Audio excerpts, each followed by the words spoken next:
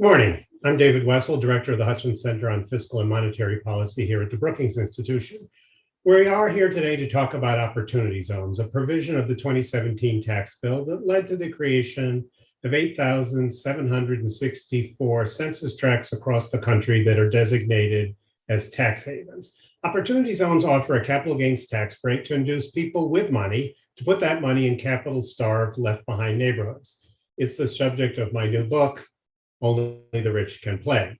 Now, this is a story about how Washington works in this new Gilded Age, how a billionaire, Sean Parker, one of the founders of Facebook, had an idea, a hack as he calls it, funded a startup think tank, and actually got a provision into law with a big assist from Tim Scott, and with no hearings and very little serious scrutiny of the details. This is a story about a tax break conceived as a way to help poor folks that was designed and implemented, in my view, in a way that made it easy for legions of accountants, tax lawyers, financial advisors, and money managers to exploit, to cut taxes for their wealthy clients without having to show or even assert that these investments actually lift up the communities in which they are located. But this is also a story about a tax break that can be, and as we'll hear shortly, is used to tackle the distress in America's left-behind communities. But a story about what happens when there's such antipathy to government oversight and no requirement that a provision like this be used for its stated purpose, that you get condos, office towers, self-storage facilities, luxury housing, and census tracts that qualify only because the census counts college kids as poor since they don't have any income. And to be clear, frankly, this is just a good story. I mean, how lucky can a reporter get? It's a story about a tax provision, but we've got Sean Parker and his sidekick, Michael Polanski, who's dating Lady Gaga. We have Tim Scott confronting Donald Trump on Charlottesville. We have Nevada politicians lobbying US Treasury Secretary to bend the rules. We have an NFL player turned motivational speaker hired by the Trump White House to proselytize for opportunity zones. We have intrigue at the state capitol in Annapolis. We have a Ritz-Carlton going up with opportunity zone money in Portland, Oregon. Anthony Scaramucci makes an appearance, and there's even an Andy Warhol painting, but you'll have to read the book to find out what that's all about. So I'm very grateful today to have invited Jim Tankersley to interview me for about 20 minutes on the book. Jim is a very prolific White House correspondent for the New York Times, focusing on economic policy, and he's written about opportunity zones from the very start. He's the author of a book called The Riches of This Land, The Untold True Story of America's Middle Class, which, among other things, demonstrates that Jim has saved the notes from every interview he's ever done in 20 years of reporting. So, Jim, welcome to the Hutchins Center virtual stage. David, thanks so much for having me. I'm so delighted to be here and interviewing you, and thanks to Brookings for putting this on. I think it's going to be a great discussion, and it's a topic that I have been fascinated with from the start, but I want to take sort of a writer's privilege and ask you some writer questions at the beginning, because this book comes together and comes from, I think, a very interesting place. Tell me how you got into opportunity zones and decided to start telling the story of them sort of in real time as they unfolded. That's a great question, Jim. So I first heard about opportunity zones from one of my colleagues at Brookings, Adam Looney, who was frothing at the mouth about how outrageous they were. And Adam has a habit of doing that about many tax provisions. So I listened and nodded. And then he mentioned Sean Parker was involved. And suddenly I saw there was a story here, or there might be. So the first thing I did was go to Las Vegas to an Opportunity Zone Expo. I hadn't decided to do the book, but I decided that if I did the book and I hadn't gone to an Opportunity Zone Expo at the Mandalay Bay and Resort in Las Vegas, I would always regret it. And it was there that I realized how fascinating a story it was. It was like attending a modern day gold rush. There were so many people there, so hungry for details about opportunity zones. This is May 2019. So many colorful characters, all of whom were just dying to tell their story as I took notes in my notebook. And so that's how I got going. I have to admit that part of my plan was to use this as an opportunity to travel around the country. I got interrupted in that by COVID, which is a shame. But I still think I met a lot of interesting people who work in the field of community development, people who are in the real estate business who just love to talk. And so that's how he did it. And tell me sort of what did you go in thinking was the story of how the zones were working and sort of what sort of impact they might have, and how did that change as your reporting evolved? So although I think the proponents of opportunity zones probably doubt this, I really was kind of agnostic. I knew a little bit about place-based tax policies, which of course go back to Margaret Thatcher and enterprise zones. And I had a great conversation with one of my colleagues at Brookings, Stuart Butler, who was previously at the Heritage Foundation and had been very involved in bringing the concept from the UK to the US. I had some skepticism, as anybody would, about a tax break that is so obviously designed to appeal to investors. I'd say I soured on it a little as I went along, only because I saw how easy it was for people to take advantage of the tax break without having to demonstrate that they were helping the people in the community.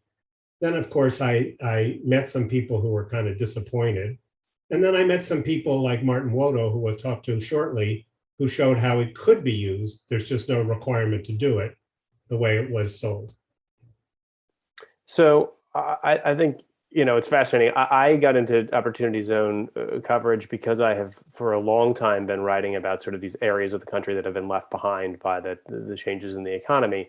And, on a sort of here's the problem to solve level, it's really hard to argue with, right? This is an attempt to drive private capital in to solve, a problem of underinvestment. To tell me in your sort of reporting where you think the trouble with the solution started. Was it in the design of the program, in the law? Was it in the implementation? Both? How does it? Yeah, all of the above. Look, this is a story about how Washington really works. And so while I think we should all welcome public spirited billionaires like Sean Parker, I don't think we should let them draft tax bills. And in a sense, that's what happened here. I think, as you point out, the idea is incredibly appealing. And I think that's one reason why they got so much bipartisan support. Who could be against getting rich people to put money into poor neighborhoods? And if it takes a little tax incentive to do that, so much the better. But I think that the problem here was the proponents were so certain that previous attempts at this had failed because there was too much red tape and too much government regulation that they went too far in the other direction. And that what we've seen is that with so many opportunity zones across the country, some of them chosen rather foolishly by governors in those states, the money naturally flowed to the places that were least likely to need it. And that's what concerns me. I don't think that the Trump Treasury did a particularly good job of implementing the law and writing the regulations. There's a lot of, in any tax provision, there's lots of opportunities for the reg writers to do things. I don't think they took very many opportunities, although I don't think the law gave them as much authority as some people at the Treasury would have liked. So I would say, A, it was flawed in design. B, because it got kind of slipped into the Tax Cuts and Jobs Act, it didn't get the scrutiny that you get at hearings or the public vetting by experts who may not be sympathetic, but can sometimes make a proposal better, was not well implemented. And then what I think the proponents just didn't appreciate how good the tax avoidance community is at finding ways to exploit the weaknesses in the law and the regulations. Yeah, you lay this out obviously in the book, but a part of what you're documenting here is the process by which a very complicated tax bill came into being almost overnight. And with so many different moving parts that many of them didn't get scrutiny, and opportunity zones, which had started as a bipartisan idea, people who we don't associate with sort of billionaire capital like Jared Bernstein, being, the Biden administration CEA member, being, an early proponent and architect of this. And then it becomes a thing that Senator Scott sells President Trump on and stays in the bill and makes it all the way through. And when it first passed, I think there was a lot of surprise and like you say from Vegas, just interest. I remember the several conferences I went to early on, just a lot of people really wanting to know, well, what is this and what's happening? And I would say in the beginning there was sort of this potential for two. There was this hope that it would be this great mover of money, but I think there are sort of two possibilities for how it could go wrong. One would be sort of what you're, I think, saying in the book here, which is the money is flowing, but to the wrong places, and it's just making a lot of rich people richer. And the other is not much money would flow at all. The possibility that like this just wasn't a very powerful incentive. So long wind up, but I think my question is, what do you think the evidence is that this is more the former than the latter, that there's been a lot of money flowing, but it's not going to the right places, as opposed to it just hasn't done very much yet? Well, I think you're right that there's a question of how much money is flowing to these things. Mike Novogratik, who's be on later, has some of the best available data, but unfortunately, because of the process known as reconciliation in the Senate, with which we are now all increasingly familiar, a provision in the bill that would have required more reporting was stripped out. So we don't have very good data. There were some economists affiliated with the Joint Tax Committee of Congress who got access to most, though not all, of the 2019 Opportunity Zone Fund returns. And they found that 84% of the zones got no money at all, and half the money went to presumably the best off 1% of zones. But for now, unfortunately, a lot of the reporting is the kind of stuff that you and I and Rich do, which is going around and talking to people. So it's my anecdotal observation that while there are lots of projects that may have been accelerated by opportunity zones, there are many more that were in the works or might would have been done anyways, for which the Opportunity Zone program makes the project more attractive financially, but doesn't really do anything for the community. One example of a loophole is there's a building going up in downtown Portland occupied by the local natural gas utility that was financed and built and leased to this utility with regular investment money. But because it didn't have a certificate of occupancy yet, they were able to sell it, and a bunch of people from run an Opportunity Zone fund in Chicago were able to get a tax break for their clients for a building that really Opportunity Zone money had nothing to do with creating. So I think there's just too much anecdotal evidence of that to make me comfortable. Well, so I think to push you a little bit on that, like how big of an actual hit to taxpayers do you think is in the ballpark here? I mean, there certainly with any government program, people tolerate varying levels of what we might think of as misdirected money, if the outcomes are worth it. What do the data suggest to you is the loss possibility? Of course, the amount of money that the Treasury loses or foregone revenue depends on how many people take advantage of it, of course. And one of the difficulties is that the way the bill was structured cleverly, there's a little bit of revenue in 2026, and that makes the 10-year cost estimate look very small. So we really don't know how much money the Treasury will lose beyond the 10-year window when Opportunity Zone investors who have to hold their property for 10 years cash out. It's in the billions of dollars, I think. But look, I think the question is, if I believe that 90% of the money went to projects that really help communities, and 10% or even 15 or 20% went to projects that would have been done anyways in gentrifying neighborhoods, I would say it's a success. If it's the other way, that only 15% of the money goes to projects that are really what was intended, and the rest goes to projects that would have been done anyways or projects in gentrifying neighborhood, then it's a failure. And I don't think we really know yet how that is. One thing that is concerning to me, though, is when we propose programs that are aimed at poor people, there seems to be a great deal of focus in Congress in limiting abuse. We have to make sure that nobody gets the child tax credit or the earned income tax credit or food stamps who doesn't deserve it. We spend a lot of time on regulations and guardrails there. And then on a tax provision like this, it's just the opposite, that by design, there's just not very much oversight, not very many guardrails. And I think that's an imbalance that doesn't make any sense to me. If you're going to do something like this, you need to make sure, the government needs to make sure that it's being used more for the intended purpose and less just to cut taxes for people who happen to have capital gains that they can sink into an opportunity zone fund. Now, to be fair to the Trump Treasury Department, there are guardrails. They do have, there are lots of things that when you talk to people who invest in opportunity zones, they have complained at many times about various iterations of the regulations that made it difficult to invest in, for example, operating businesses. So, but you think there should be a lot more, and that would not chill investment to such a degree that make it useless? Well, you're right that there are a lot of regulations. I don't mean to suggest that there's not a lot of red tape here. But you can invest in almost any kind of property or asset in an opportunity zone. There's some provisions to make sure that you're not land banking and stuff like that. And everybody who deals with the IRS always thinks that there's too much red tape.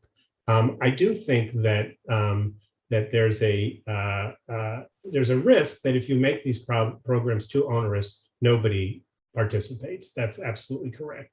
On the other hand, previous place-based policies like the new markets tax credit, which the proponents of opportunity zones are less critical of than others, they have a set cap on how much money could go, and that forces a kind of rationing that only the best projects, or more likely the best projects, are to be solved. And so I would be willing, if you pressed me to say, I'd be willing to have fewer people putting money into these things if I thought the rules and oversight would direct more of the money for the desired purpose. But the idea behind the program was sort of the opposite, right? Like, let's just have an unlimited avalanche of capital. And if it spills into some places that maybe don't need it, that's okay, because there's going to be so much of it that it's going to go into the places that do.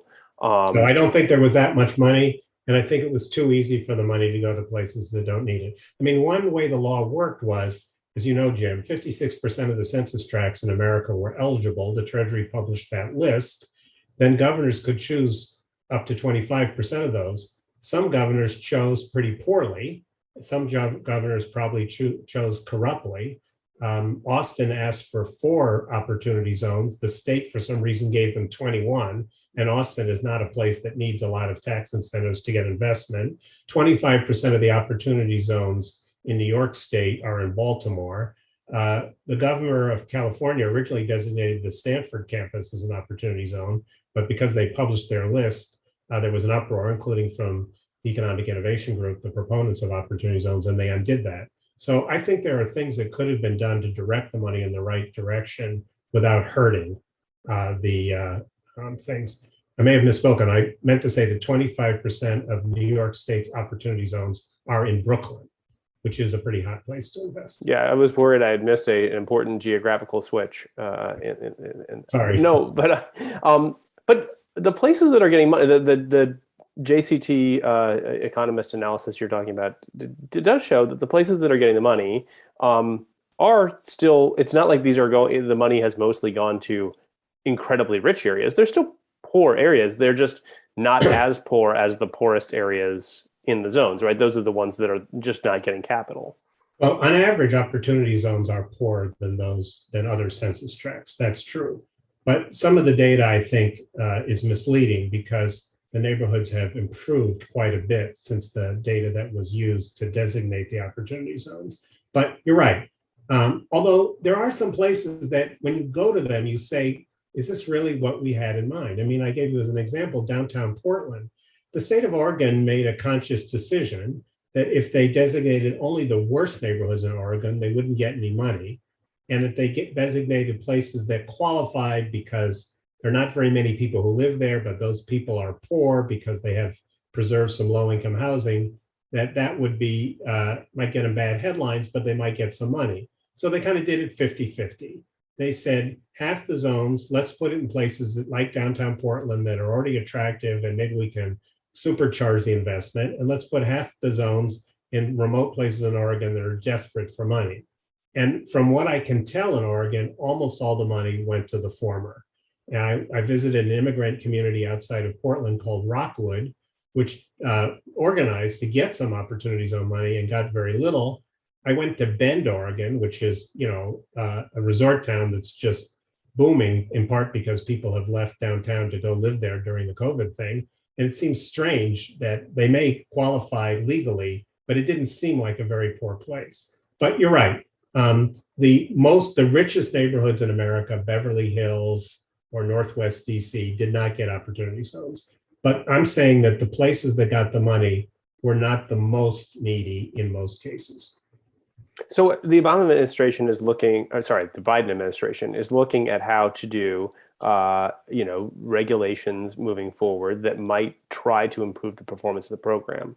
One of the questions is, should there be, a change in this criteria for what qualifies? Do you think that would help solve the problem? What would be effective interventions from the administration at this point? So you're right that the Biden administration, President Biden during his campaign promised to reform opportunity zones. But as far as I can tell, they haven't made any significant proposals, either in all the legislation they've sent to the Hill or in regulations. And so some of this may require action by Congress. Last time I checked, although people like Rich would know better, there's nothing in the reconciliation bill that would address any of the issues. We have a panel later of people who know a lot more about this, but at the very least, there are some zones that should be de-designated. Maybe you have to grandfather them. So more attention to what was chosen. I think we need better reporting. I think we need to rule out some things that should be added to the list of businesses in which you can invest. And I think we need to find a way to have some kind of oversight certification process, even if that is going to constrain the amount of money going in, because the natural tendency of people in the markets, people who have money, is to look for the highest return, lowest risk investments, and that may not be directing them to the places where opportunity zone monies are supposed to go. And there's also the question of how do you get a critical mass of investment. It's one thing for someone to come in and rehab a building in a very rural left behind part of Eastern Oregon. It's another thing for 15 people to come in and rehabilitate an entire section of a downtown and just try to really throw some momentum behind it. And I know there are some cities that have tried that sort of bunching approach, like Erie, Pennsylvania. Do you think there's any sort of lessons from the few places that out there? I mean, maybe not even few, the places out there that really seem to be trying to have a concerted strategy on this? I think that there was an effort to get a lot of communities to write prospectuses to market themselves better. And I think that in many cases, that may not have produced much opportunity zone money, but it did help organize the community to do better at economic development. I think there are places, Erie, Pennsylvania is one you mentioned. Alabama has done some interesting things. So I think there are places that have taken advantage of it. And that was part of the design of the program, I agree, was to put the onus on local communities to market themselves. I just think that making a shiny prospectus saying, come invest in my city, hasn't worked terribly well. I spent a lot of time in Baltimore, for instance, where they have a foundation funded an opportunity zone coordinator, a guy named Ben Siegel, who seems to me to be doing a terrific job at trying to market it. And for the most part, the neighborhoods in Baltimore that most need money don't seem to me have gotten very much, despite all his efforts. And Baltimore is the kind of place that opportunity zones were designed to help. I want to zoom out for my last couple questions here and sort of talk about the broad themes of the book and sort of the influence of the powerful in Washington, which obviously I think everyone who's tuned into this is interested in. It's with the tax bill, it's interesting. You're focusing on a provision that truly was sort of brainchilded by a think tank set up by a very rich person. But the biggest benefits of the tax bill went to big corporations that very openly lobbied for, a corporate rate increase that has enriched shareholders around the country. It's less sexy, but it's a lot more money. And I'm curious sort of what that tells us about, how Washington works and what gets covered.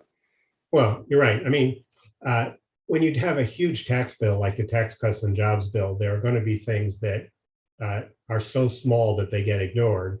I mean, I think you were the first reporter to write about the fact that opportunity zones were in the tax bill, and that was a full month after it passed.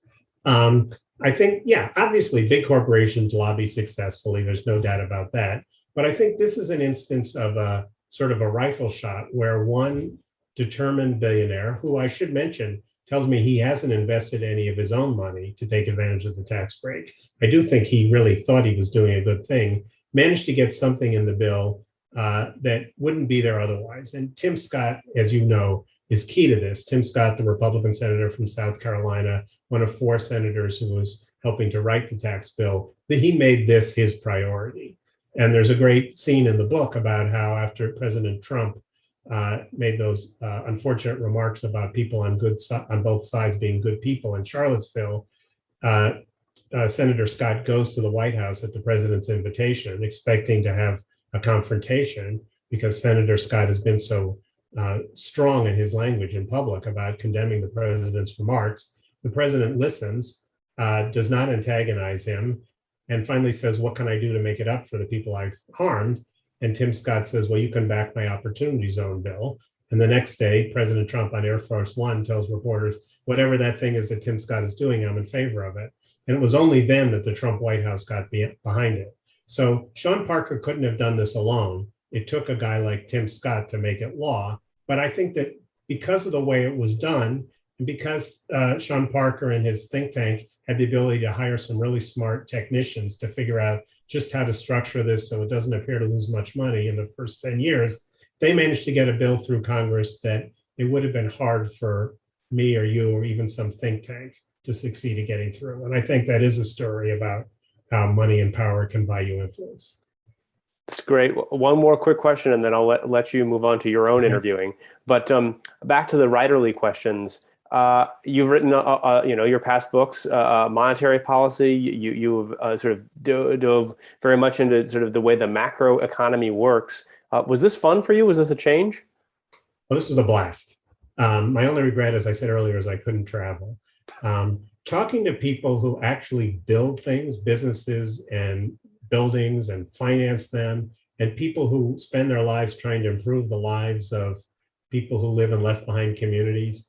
I mean, that it got me out of the quiet halls of the Brookings Institution to talk to people who are really on the ground doing stuff. So that was fun. One thing that's awkward is that I talked to a lot of people who I think are disappointed with the point of view I took in the book and may feel a little bit like I misled them. I don't think I did. I think like any reporter, I listened and I didn't talk a lot about my views, but a book has a point of view and I expressed it when I wrote it. So I've had some nasty conversations with some people and that's painful, but it comes with the job. David, thanks so much. Thank you, Jim. Thanks for doing this. I really appreciate it.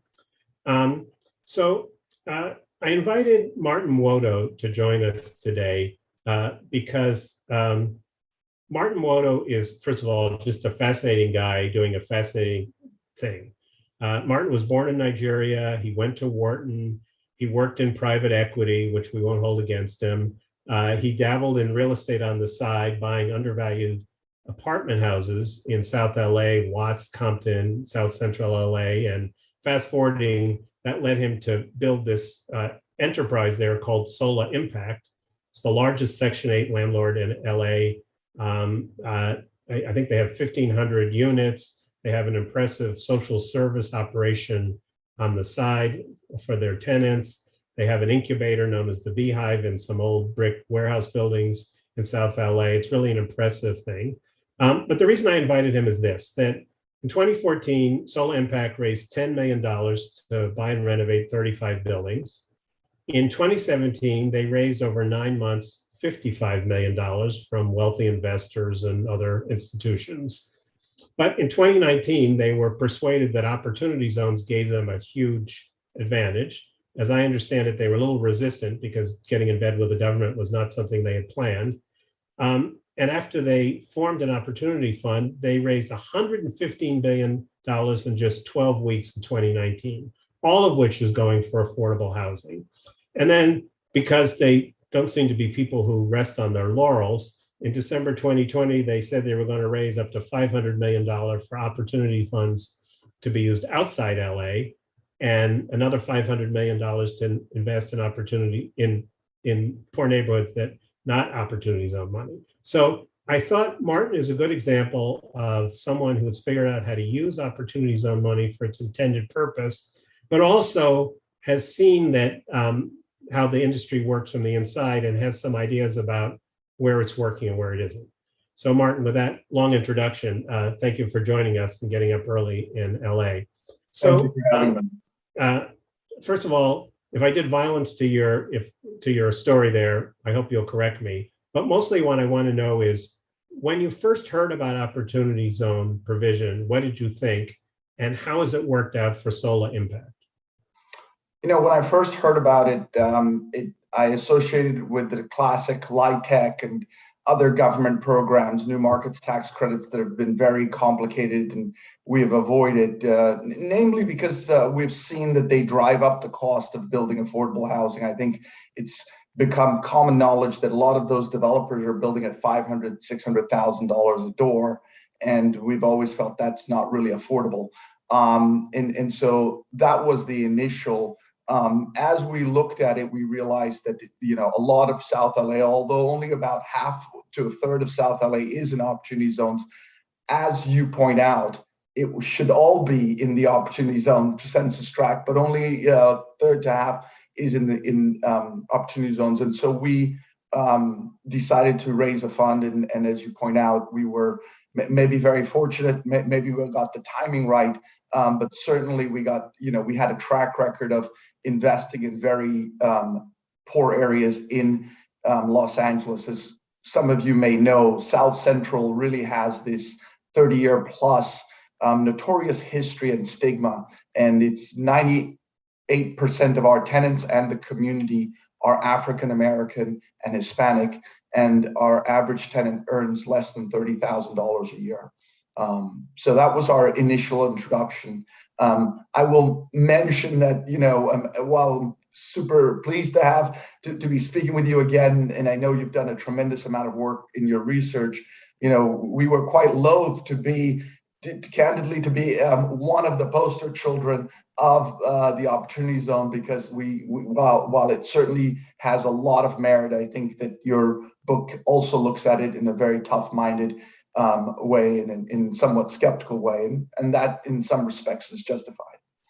So elaborate on it a little bit. How do you think it's worked out for the real estate industry in general? What's been your experience in talking with other people in the real estate industry about how it's shaping?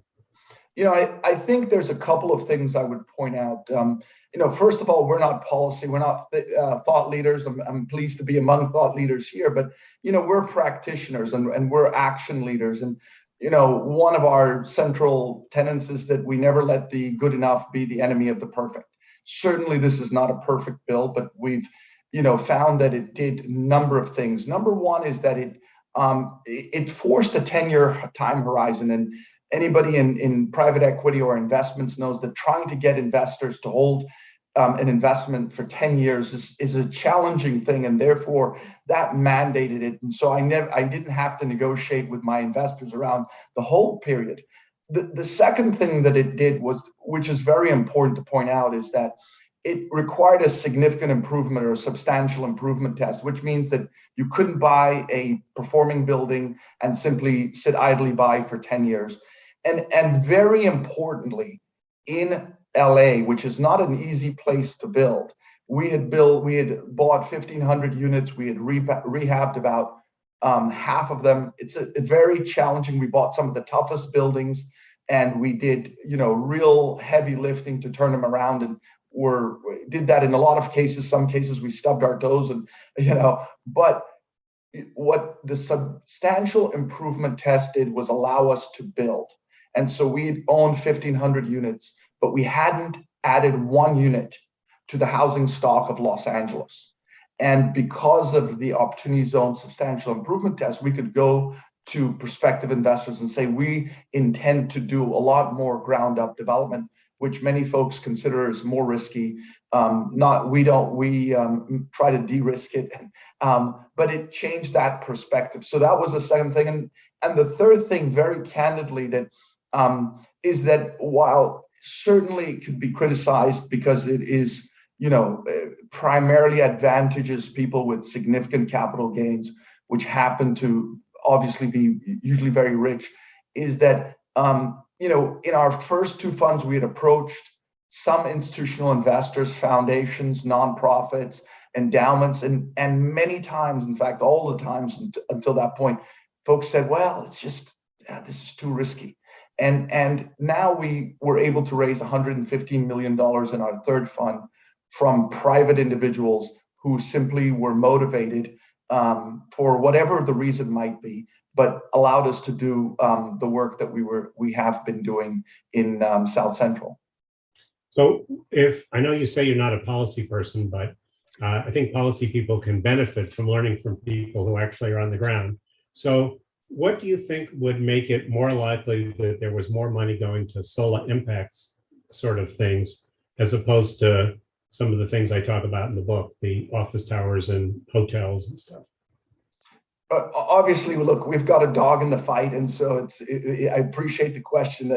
And without being self-serving and having given the bill, some degree of thought, the first thing we would do, which I believe EIG and others have really advocated, is what I call the +10 -10, which is to retire 10% of the more egregious census tracts.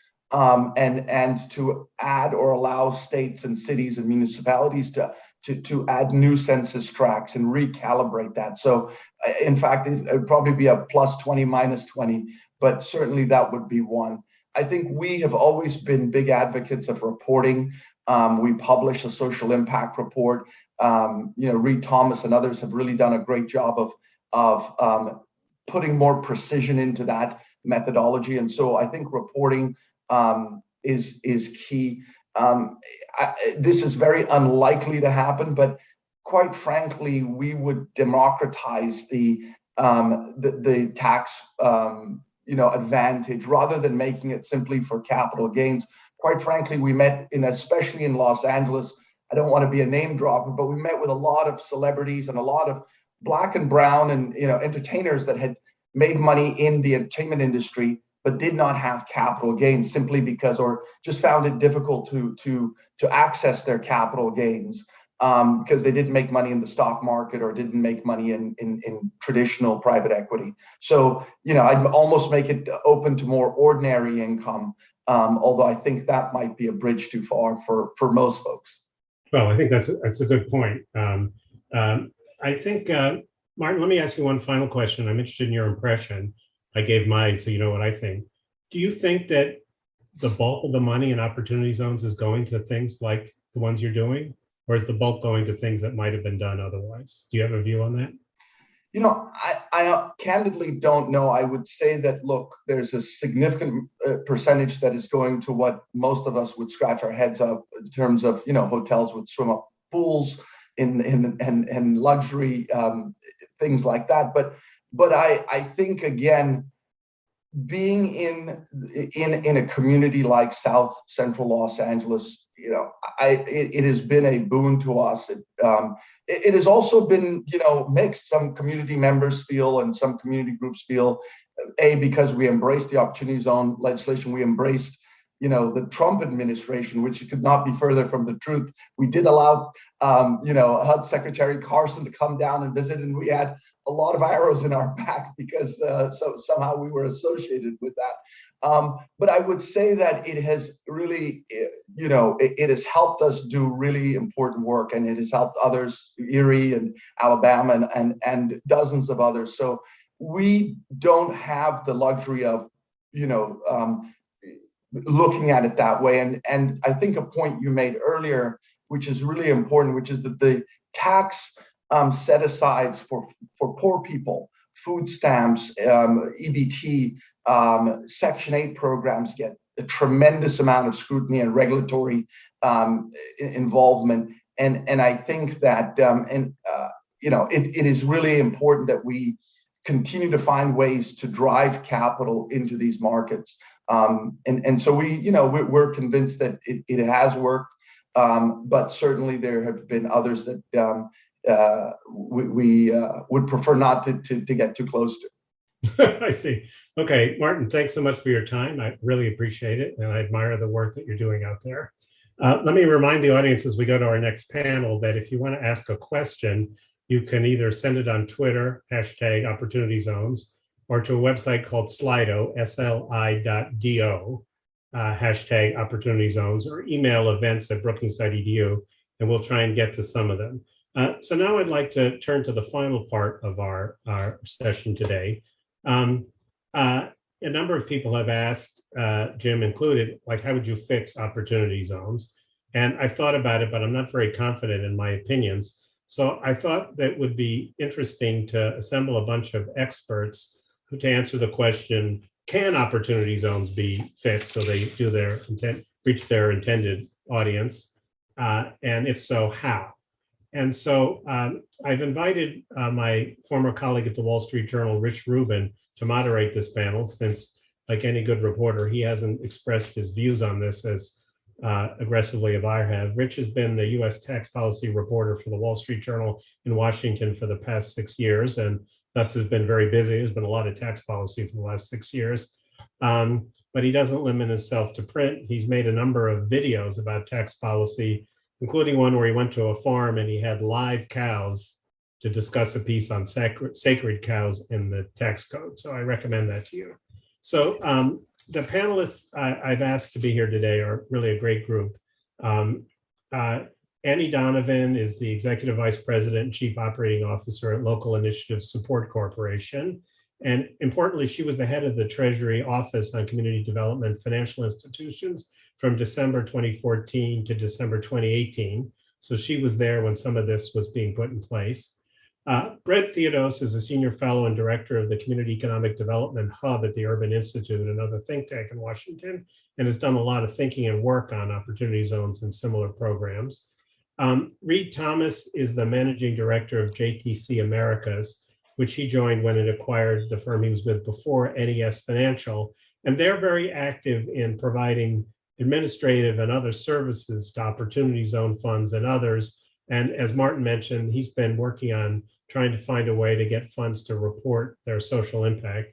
And finally, but not least, Michael Novogratik is the managing partner of Novogratik, an accounting firm which was very involved in the shaping OZs from the start and continues to be involved in organizing people who have views about this and connecting them with legislators and regulators, and runs a number of good conferences on opportunity zones that I benefited from attending when I was working on the book. So as I say, you can pose questions on Slido, Twitter, or send us an email at events@brookings.com. With that, I'd like to turn the page over to my friend, Rich Rubin. David, thank you. And thanks to all the panelists for being on this. I enjoyed the book a lot. I encourage all of you to read it and get sort of the full view of, what, my stories and Jim's stories sort of can't fully cover. David's book has the whole picture. So we're going to try and use this panel to kind of look forward somewhat and talk about what changes might be considered. So we'll start with Annie. And I was curious if you were at the Treasury Department now, what would you do? What would your sort of priorities be in looking at the program? Well, thank you, Rich, and thank you for having me here. And congratulations on your book, David.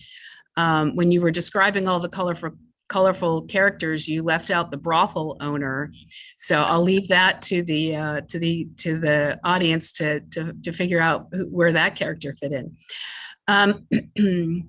If I were at the Treasury now, well, let me say, I was at the CDFI fund. I was the director of the CDFI fund. And I want to just provide a little context around what that means. For many in the audience may know community development financial institutions and what we do out there in the world. And we are mission first investors. So we operate at the intersection of people and place.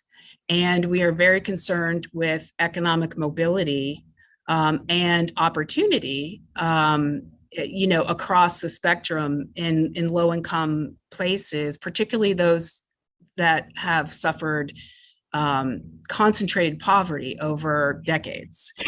And so this program, I think, one of the data points I think we could add to whether or not this program works in the context of not having a whole lot of data is to say, how does this tool connect with that community development finance infrastructure?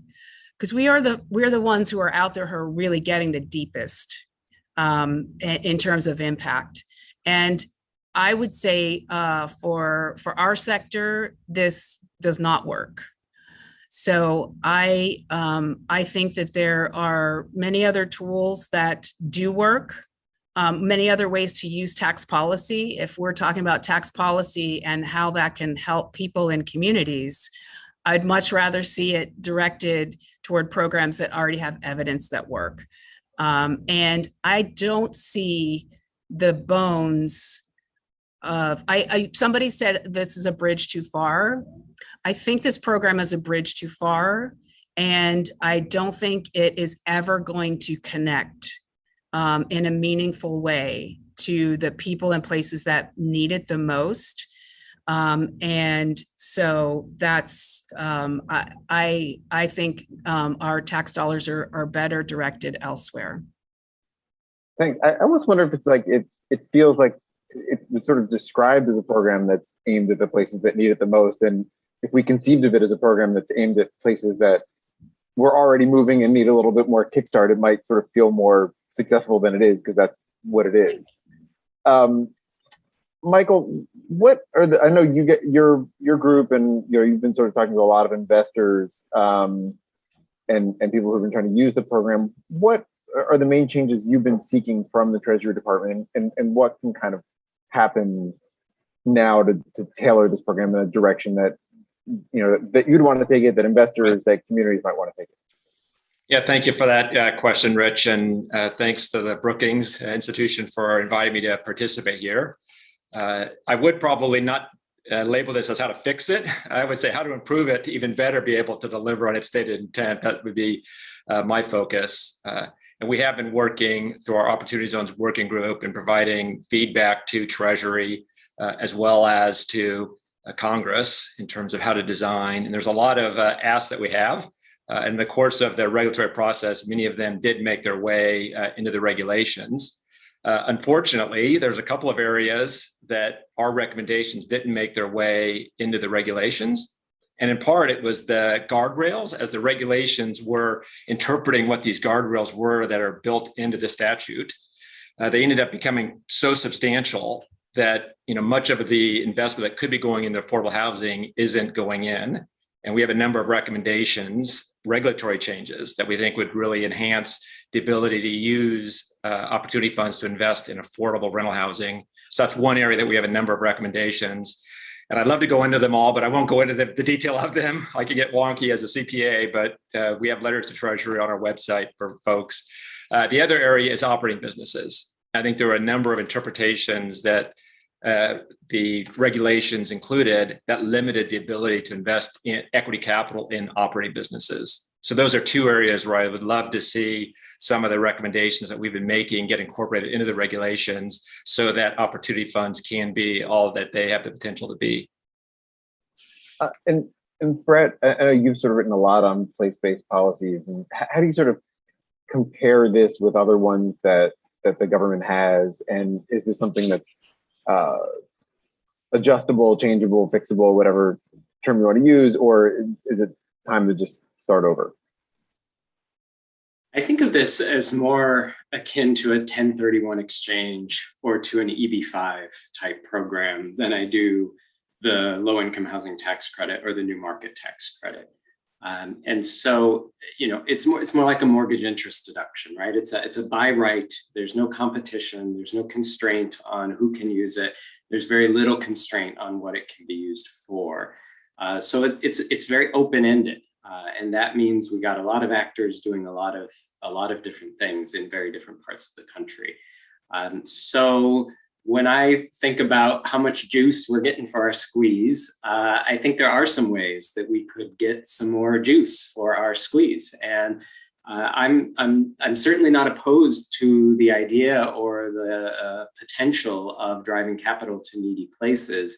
The ironic thing to me about opportunity zones is it's actually a somewhat shallow subsidy, despite how expensive it is and how much attention it gets. I mean, you talk to developers all across the country and they'll tell you It doesn't make a bad project good, it makes a good project better. This is the phrase you will hear over and over again.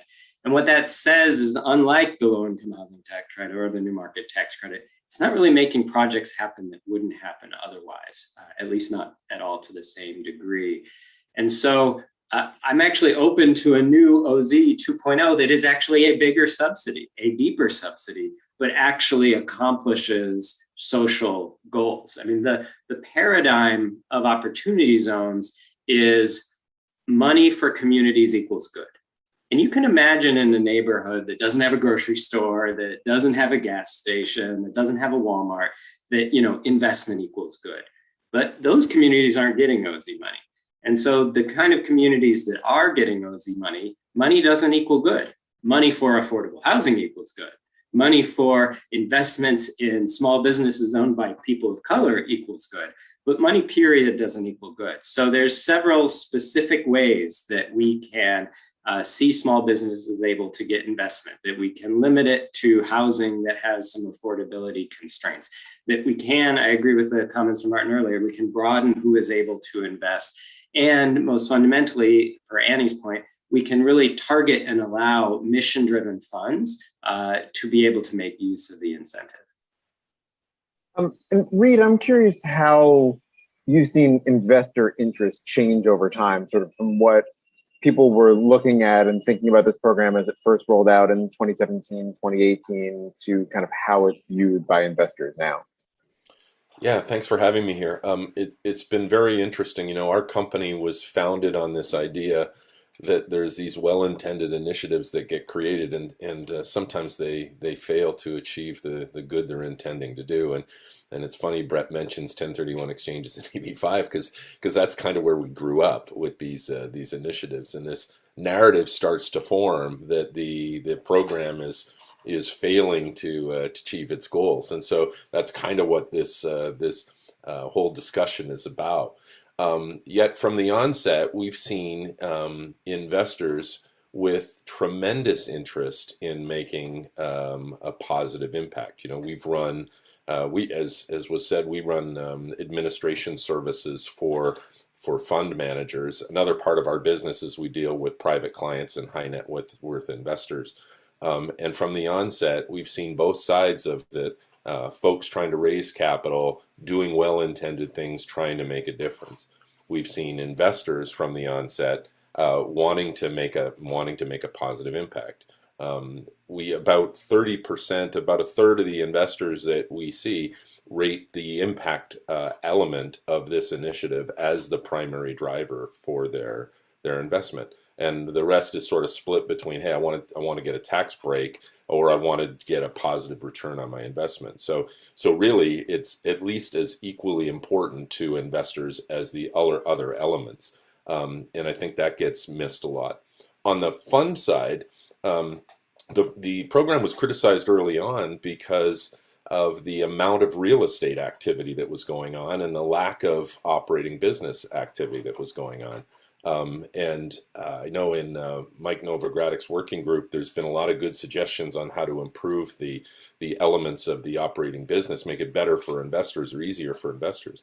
But the truth is, we've seen projects form at a rapid rate. The number of operating business related projects out there, or funds that are out there, is now, in our view, and we have a sample size of about 300 or 400 opportunity zones because we have well over 100 now are clients of ours.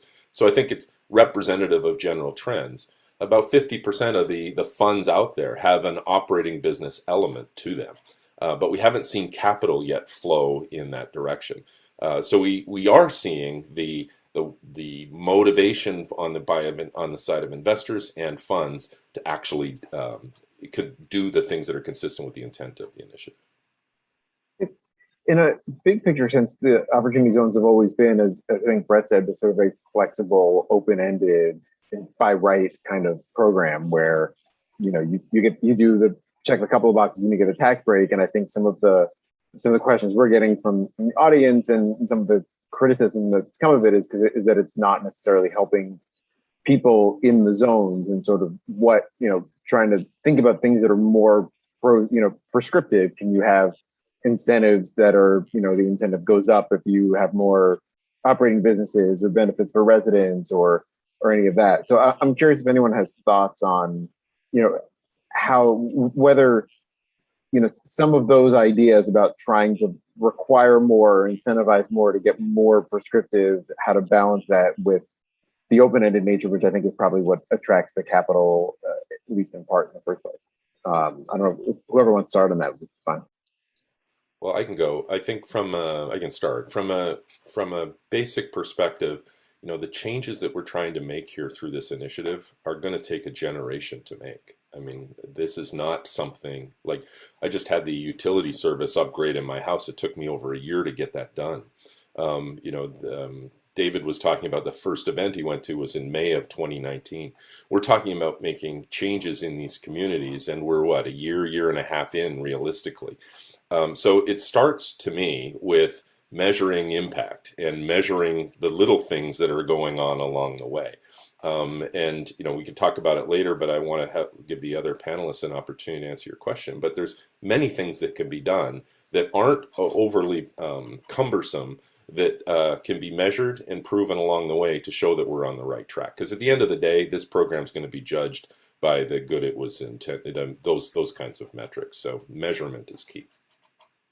And I would just say that I totally agree with, looking at the incentive and finding ways to design it, both regulatory and statutory changes to make it even better.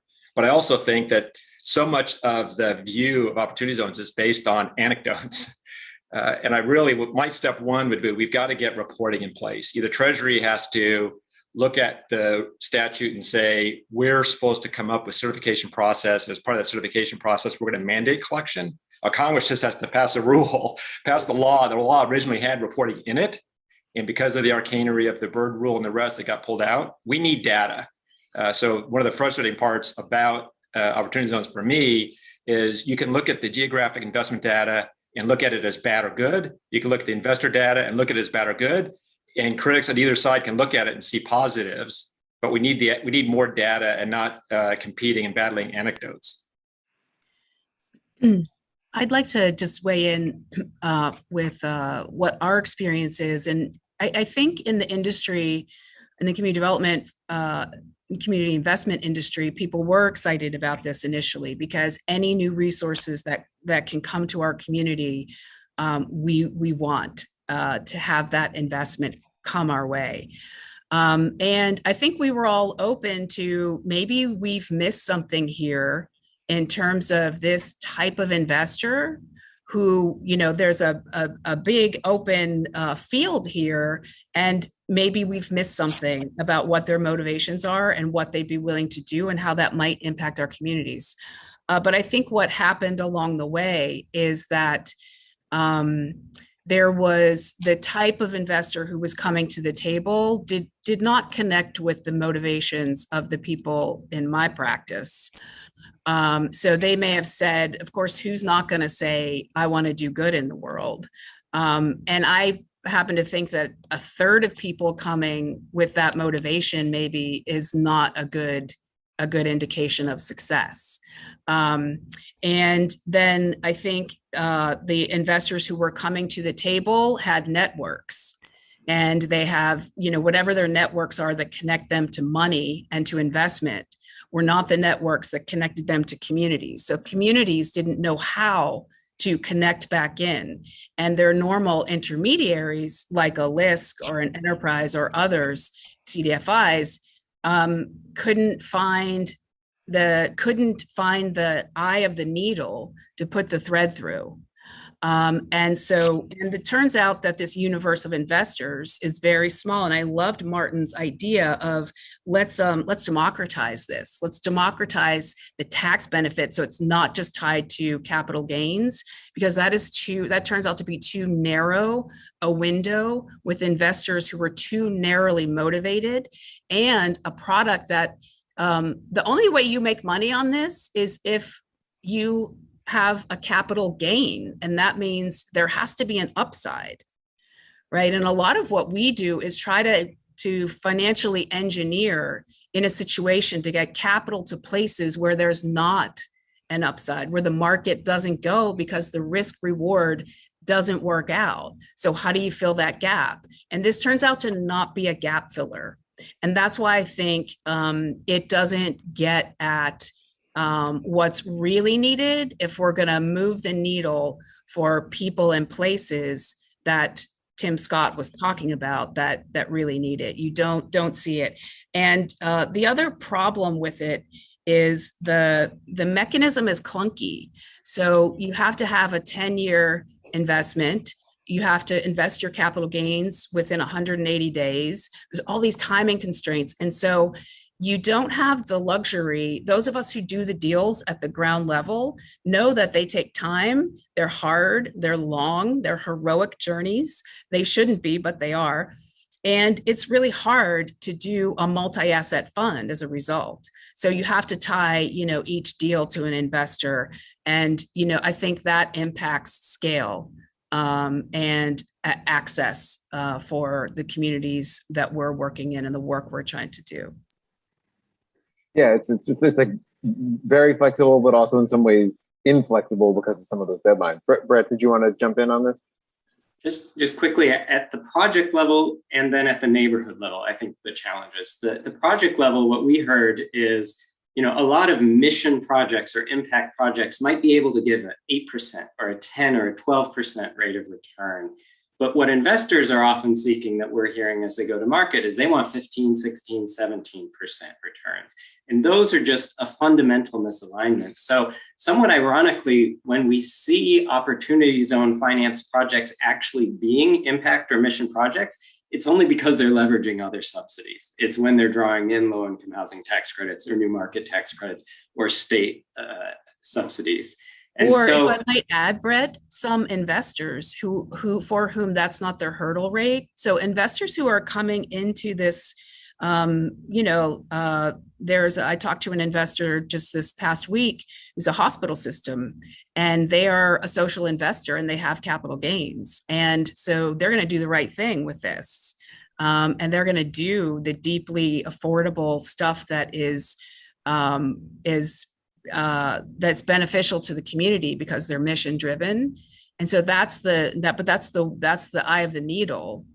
But there aren't that many actors like that out there. Sorry, right. Brett. No, absolutely. When we're talking about moving the capital off the sidelines, like we're talking about how do we motivate the profit motivated investors, right? We already have a lot of tools that are helpful for the mission-minded investors, but how do we get the profit-minded investors off the sidelines? And when I think about what success is, I think about it at a community level. And in some ways, unfortunately, it's not that special to be a zone. There's 8,700 plus zones. So why would you put your money in West Virginia when you can go to Brooklyn or Oakland or Manhattan next to Central Park? You wouldn't, or at least on average, most people don't. And so in an odd way, there's actually way too many zones because then there's not scarcity. There's not a need. When you're at a zone, you've developed your prospectus and you say, hey, look, I'm a zone. There aren't people that are really that necessarily interested simply because you're a zone. And so to really accomplish change at a place-based level, the figure that I'll just throw out based on some research that I'm doing of big place-based development work is we need to be somewhere between $500 million and $1 billion per neighborhood in new subsidized investment for different places to really move the needle. And one-off projects, whether they be new markets or LIHTCs or OZs or whatever, they're just not going to accomplish neighborhood change. So we need strategies that are actually going to be much bigger and much more concentrated in a community if we really want that community to be changing.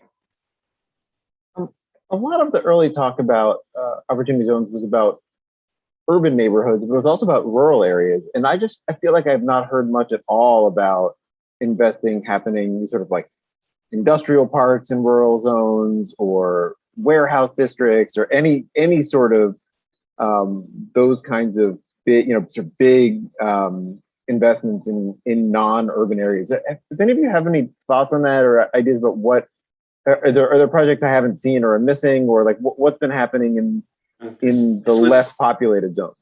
This was sold as a program that would create jobs in the heartland, and what it's doing is creating real estate on the coasts and in hot markets.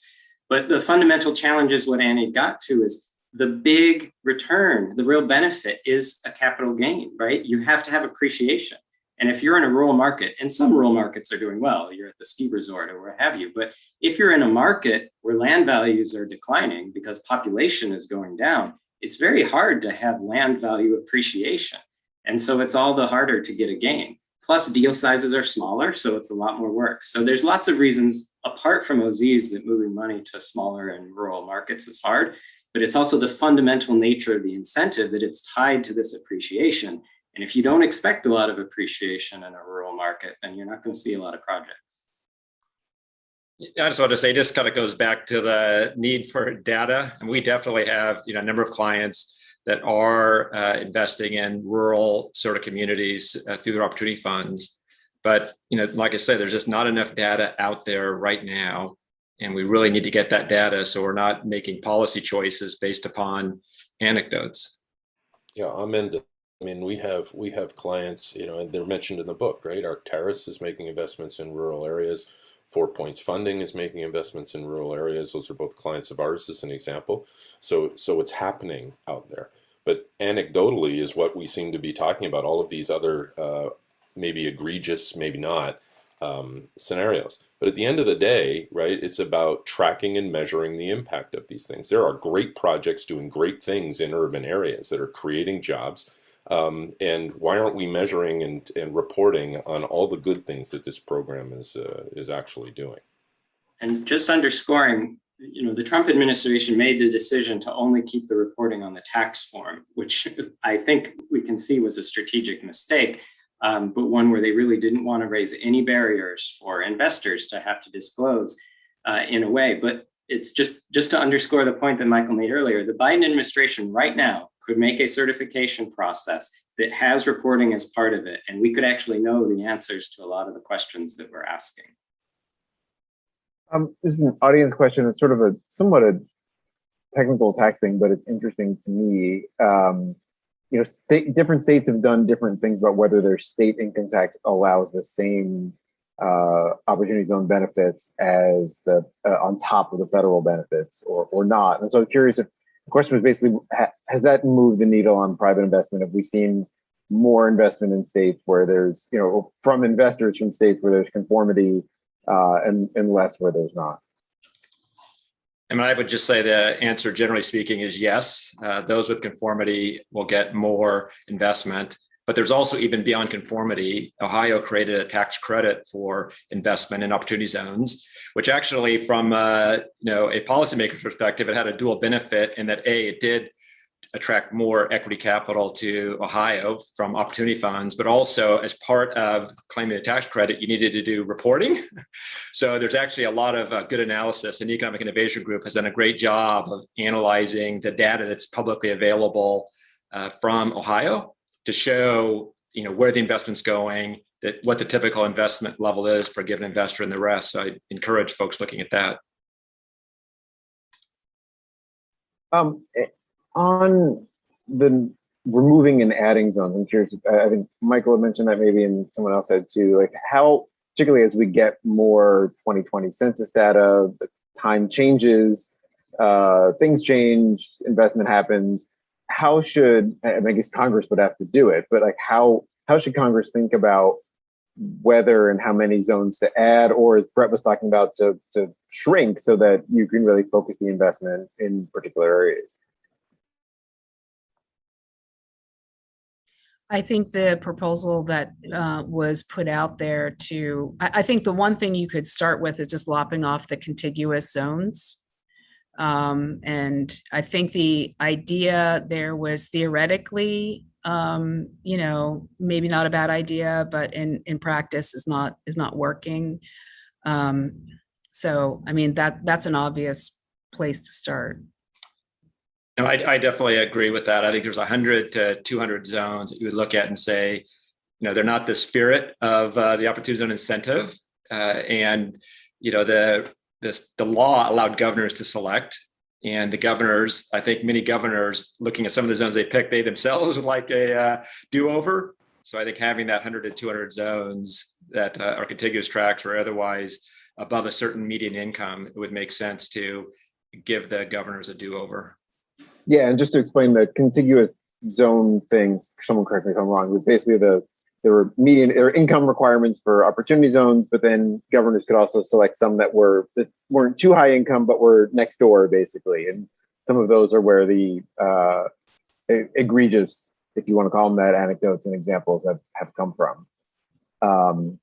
And it's funny, going back to the point that I think, on the open-ended investment that, that David made, like there's probably, if we thought of them like mortgage interest deduction as in the same way, like you could probably, there's like many like egregious examples of we're subsidizing this home. Why is this, some of this is probably like on our fault on the journalism end of things, and some of it's the lack of data, but I'm curious about just the way this program is sort of seeped into public consciousness. What makes it similar or different in how it's thought about from something like mortgage interest deduction, state and local tax deduction, even something like the new markets credit, which is in some ways sort of less, it's been around for a while, so it's less known and less sort of front of mind for a lot of people. How has this sort of entered the public consciousness, and how has that shaped it? I'm curious what others think about this, because I myself look at it and think, the 10-year score is roughly a couple $2 billion, which is a lot of money, but by Washington, D.C. standards, it's not a lot of money. And when you look at all the other incentives, it's dwarfed. And then maybe over 20 years, it's maybe, $4 or $6 billion. So it's not over a 20-year period, a huge amount of money, but it definitely, has been a lightning rod. In many ways good, because it's drawing a lot of attention to all these distressed areas. But it definitely seems relative to the cost, an extreme amount of attention. I think the problem is in the cloak. So this is cloaked in, we're going to get this to distressed places and finally resurrect them. And that's not what's happening here. And if as a society, we want to create more opportunity and economic growth in these places, then let's not count this as money we're spending toward that impact. Let's count it toward the impact it actually is having, and not say that this is deep community development. I think there also was, agree with that. I think there also was a disillusioning process. Community development finance field tried to figure this out and tried to make it work, and largely has failed to succeed. I think they were very sincere at the beginning in thinking that this was going to present a new tool that they can use, and largely it hasn't. So, I don't think we can fully divorce it from Trump and his vocal backing for that. I think this made it more controversial than it would have been otherwise.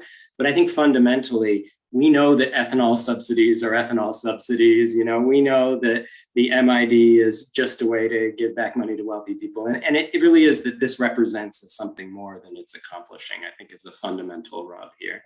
Well, I think it speaks to the issues of our time and maybe political divisiveness in the country and all of those things. I mean, it's fascinating to me to see how quickly the sort of the negative narrative on this initiative emerged. When really what we're talking about is something that is going to take a generation to have the impact. So and you measure 1 year into something that might take 25 or 50 years to really affect, and to say this thing isn't working, we repeal it. Honestly, I think is not fair and crazy. There's a generation coming up behind folks my age that is really, really passionate about impact investing, right? And we need to be thinking about it in those kinds of terms, and looking today at actual facts, not anecdotes, and saying, well, what are we actually seeing, and how can we tweak this to make it work? I don't understand why there isn't the patience for that in this kind of an incentive, honestly. It's fascinating. Reid, are you saying that like the U.S. news media and politicians are not patient? I'm stunned.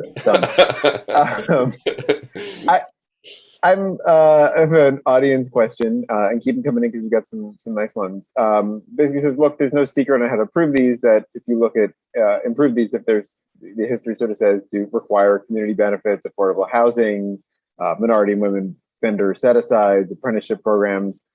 What's the which would I think direct attempt to direct benefits to the people who help the zones qualify as opposed to the zones themselves. How feasible is that, both politically, to the extent you can talk about that, and then also just programmatically what the sort of both investor and community interest would be in a program that would be more prescriptive and more detailed and have more requirements along those dimensions than what we have now. Well, I think that if you go back to the premise, which David pulls out in his book of, what the theory of change here was, that if you had it, the part of the problem is that every time you add on those layers or those requirements, you're making it harder and harder and harder. You're narrowing down the window. And that's what was purported, that investors, if they don't have to deal with all that, then their money's going to flow. So I think there's a conflict there. And I wonder if the investors, well, I think we can look at there are lots of other programs that are out there that are targeted to those outcomes. And we don't see this set of investors showing up for that. So what makes us think we would get a different result if we shifted this? I think that there's a good point in there, right? It's always trying to find the balance between how much complexity can we add to the initiative to make sure it's doing the things it's doing without preventing the flow of capital. And I think that that's the tricky part of this. When we started looking into this, we became, because of our experience in EB5, actually, we were convinced that we're going to have to figure out how to do. Explain what EB5 is. Oh, I'm sorry. It's a foreign investor program where foreign investors invest into initiatives that are intended to create jobs in targeted employment areas, and in exchange for that, there's an immigration benefit at the end. So the issue with that is similar, right? There's all this perception about rich people getting richer and getting all of these benefits, but is it really having a positive impact on the community? And that program suffers from a massive amount of complexity and reporting. But when we approached opportunity zones, what we did was we really looked at how can you measure impact in a way that's not a burden to fund managers. And interestingly, there's lots of ways to do that, right? If you're involved in the flow of capital and how capital is moving and what it's being invested in, there are all kinds of algorithms and technologies. We've developed some that can calculate these things. And these are technologies that are used by government to determine the benefits of different programs. So you can actually do it in a pretty straightforward forward way. And all of our clients are doing that. We've bundled that into the solution set. But how do you take it to the next level and start to tweak it and enhance it without adding too much complexity? I would just add that these are the debates Congress is going to have about the future of this program. And I think it really will depend on the constitution of that Congress in terms of what form it takes. Because the industry is not interested in it stopping at 2026, right? There's a benefit that's been created. People have now figured out how to use it, and they are using it. And so there have already been legislation introduced that says, add extra time. So I think, it doesn't work to critique the we've run out of time line of reasoning, because people are saying we need more. We already know that this works, and we need more time as well. And so I think it's really going to come down to Congress deciding how much just this tension, how scripted to be, how much we're going to say we are going to make sure that we get social benefit out of that. But I worry a little bit that we're still trying to contort something that doesn't fundamentally work, in the sense that if we say we want affordable housing, or we say we want this or we want that, the way the incentive works is that it works via appreciation. So if we don't anticipate use cases that result in lots of appreciation, we can add all these extra requirements onto what it's going to produce, and it's just not going to work, because the investor incentives are not aligned with the community desires of use cases. So we really have to more fundamentally change the incentive and the benefit, I think, if we're going to get some of those use cases we want to see. And I would just add, if I could have $1 billion in tax money and put that to use as credit enhancement to substitute the equity investment that minority-owned businesses, women-owned businesses, for example, in distressed census tracts. Give us $1 billion. We will use it to substitute for friends and family in early stage investment. I'd much rather do that. And I think that would have greater social benefit. I guess I would just say, I mean, I do think there are use cases that do work quite well. I mean, Martin with SoLa Impact is an example of that. And, you know, in terms of sort of next steps, I definitely, you know, would, as opposed to waiting on Congress and what legislation may or may not pass, I do think that there's a regulatory role during this sort of interim where they could come out, require reporting, also open up a dialogue for self-certifications in terms of what types of requirements and such might it make sense to put on opportunity funds. At the same time, change the regulations to encourage more investment in operating businesses in these zones, more investment in affordable rental housing. And that would be a great effort that can be done on a regulatory basis while we, you know, while we debate what could or couldn't be done from a congressional perspective. Some of you've alluded to them, there's sort of multiple overlapping federal incentives and programs here. There's spending side programs, there's the markets credit, there's the low income housing credit, there's opportunity zones, there's state and city level programs. You know, I want to start with Michael, but I'm curious what others think, because I think Michael often, you know, helps people kind of package multiple benefits together so that to help turn projects that are, instead of, you know, good to better, to turn them from not doable to doable. So I'm curious for your thoughts on that, those multiple overlapping incentives, but then also if others have thoughts on whether that's just like too confusing and there needs to be some sort of streamlining where you've got, you know, the federal government pushing you in 4 different directions all at once here. I mean, in terms of the confusion, because we get that a lot in terms of, you know, these are too confusing, et cetera. And I always think, you know, everything is confusing until you know how to do it. And after you've done it a lot of times, it's not confusing anymore. I've always thought, you know, tax reform for individuals, just don't change the laws for 10 years. And then you'll learn what the rules are. It's all the changing rules that cause, you know, all the complexities. So I look at the existing sort of incentives and they are complex outside looking in. But if you were to come to me and say, you know, go deal with zoning regulations of a local government, that's really complex. So I almost feel like the complexity is a bit of a bad rap.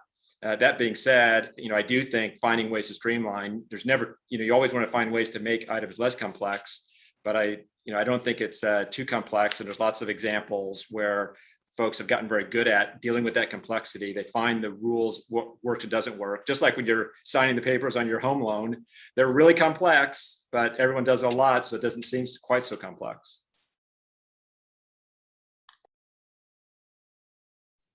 I would just say that Congress has different, you know, issue areas and committees that people sit on, and you know, it can be very.